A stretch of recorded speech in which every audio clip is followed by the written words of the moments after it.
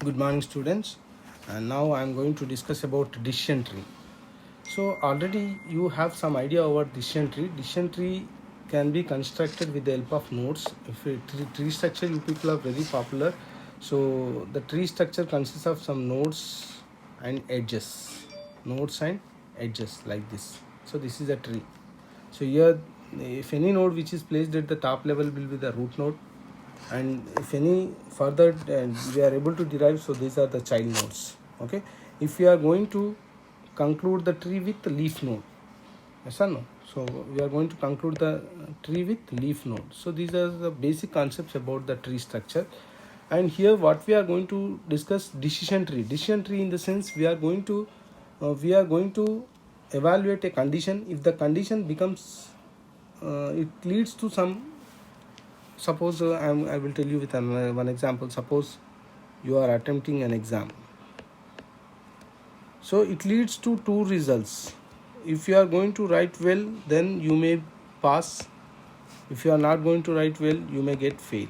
So exam is a test which is going to be evaluated on node, and it leads to two branches. One is pass and another one is fail, right?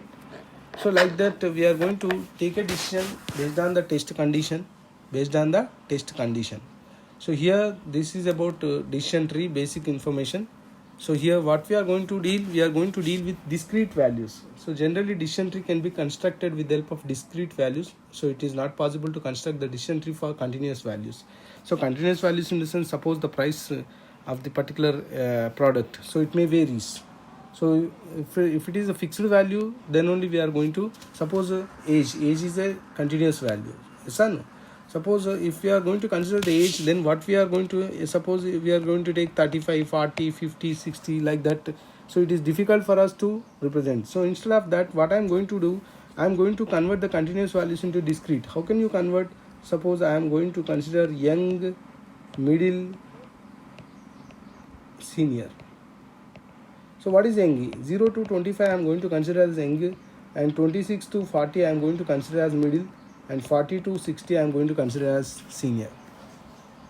Got it? So this is the way we are going to convert the continuous valued attributes into discrete values, so that we are able to construct the tree.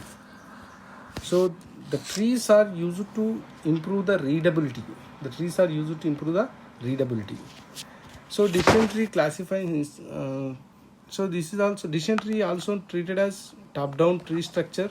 So decision tree is used to classify. So that means we are able to specify the label of the objects whose class label is unknown. That we are able to do with the help of decision tree. So this is comes under supervised learning. So that means we are going to use the decision tree for classification. And so if decision tree for the concept of play tennis. So here we are going to consider one example. What is that? Whether play tennis or not. Should decision tree correspond to the expression? So here outlook equals to sunny and humidity equals to normal, or outlook is equal to overcast, or outlook is equal to rain and wind equals to weak. Then we are going to decide based on this we are going to construct one is outlook. So what is the first root node we are going to consider? Outlook. Then what are the probable cases? One is sunny, overcast, rain. If it is overcast, then directly we are going to have one leaf node, that is yes. And if it is sunny, again we are going to take a decision based on the humidity. Again it is going to have high and normal. If it is high, no. If it is normal, yes. And if it is rain, again we are going to consider the wind. And if it is wind strong, the play tennis is no. Wind is weak, then play tennis is yes. So this is a sample decision tree. Here the node is evaluated with the help of test condition. Then based on the test result, then we are going to flow with a particular edge. And here one more thing we are going to see. The tree predicts that whether the play tennis is equal to yes or no. So here what we are going to say, outlook equal to sunny, temperature equal to high, and humidity equal to high, wind equals to strong. So in this case, whether new instance comes into the case, and what we have to decide whether the play tennis equal to yes or no. So what is outlook? Sunny. What is temperature? Hot. What is temperature? Hot. What is humidity? High. What is wind? Strong. So here it is no, here it is no. Then what is the play tennis? It is also no. So this is where we are going to consider classification with the help of tree structures. So instances are represented by attribute values pairs. The target function has discrete output values. Obviously, disjointing descriptions may be required. The training data may contain errors. So these are the problems which we are going to face while using the decision tree. So what are the problems? Instances are represented by attribute value pairs. The target function has discrete output values, and disjunctive descriptions may be required.